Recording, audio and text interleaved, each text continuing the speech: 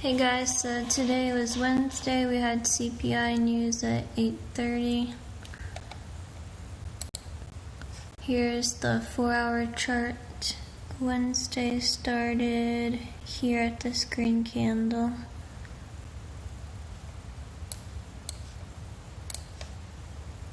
Going to the 15-minute. So I started trading last night and it was kind of crazy. I overtraded like a lot. So if we go to the 1 minute,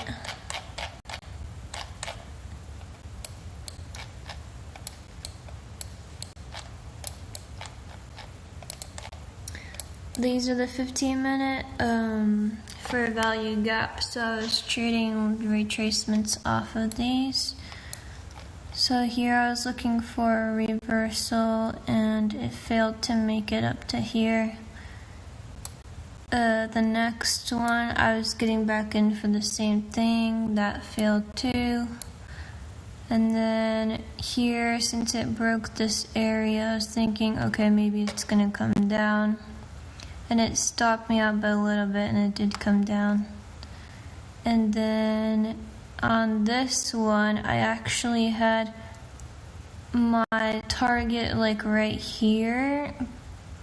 And I wasn't quick enough to take it and it turned against me, and I should have taken it once it closed, but I don't know, I just couldn't get myself to do that because I thought it would come down more and it didn't, and it stopped me out, so that was kind of aggravating and I was kind of upset about that. And then here, the same concept, looking for it to go down, stopped me out. So I had like 5 losses there. And then going into, actually I wanted to show you on the 15-minute, it did, like retrospectively, it did respect those fair value gaps that I had right here. So it like consolidated in this area, it didn't reverse, but it consolidated, and then it came down to this final fair value gap where it retraced. And then going into today,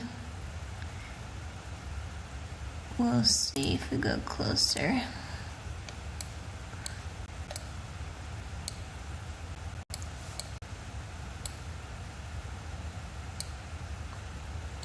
At this point, I'm looking for it to go down into this area. So I saw this big bearish engulfing candle and I put my entry in the middle of that, and then it came down and I just took it right there because it shot down quickly and I didn't want it to go against me. But if I had trailed above the previous candles, I would have been able to make more.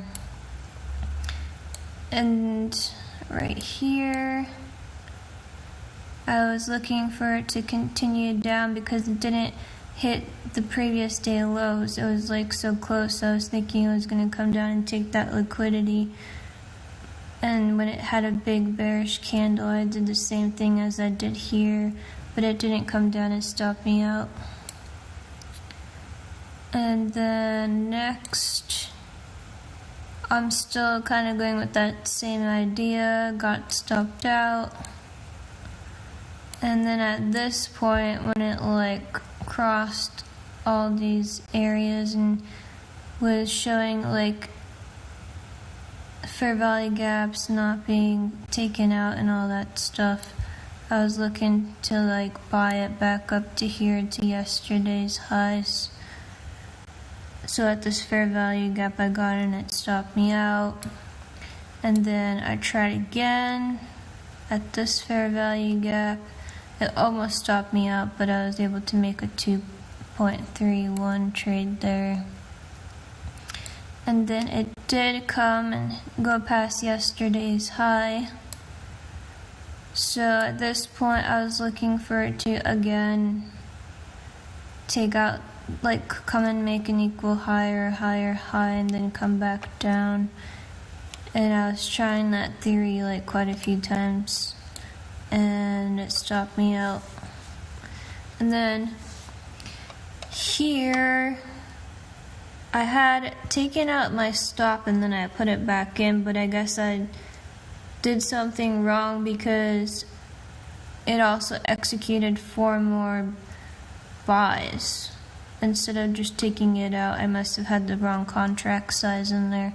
So I got in somewhere around here and it was like going against me, and then it went up here and I took it at this level. So that wasn't really a trade that I wanted to be in, but I also didn't want to take the loss over here, which this could have gone really, really bad. It could have probably just continued down and blown my account if I just let it go.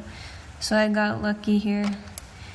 And all in all, today I took 13 trades. That's like way too much. So I lost 10 of them and won 3, and overall I lost $325. So the mistakes I made was overtraded and revenge traded because I made a mistake with not taking my profits, and then I was like, oh no, like that's aggravating, I want to make it back now. So that's very, very bad mentality to have.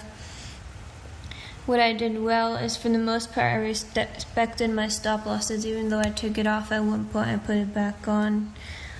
How to improve: set stricter rules to prevent overtrading. So I'm thinking about, like, overall I should be looking at the previous highs and lows, the previous day's highs and lows, and take trades there, because those are like higher probability trades versus taking them all in the middle here, and then you kind of don't really know where it's trying to go, and that's lower probability in my opinion. So I would like to like set alerts here and there and just take that. But then sometimes, like in the morning, it is possible to look at the time zones and trade based off of that too. So we'll see. And that's about it today.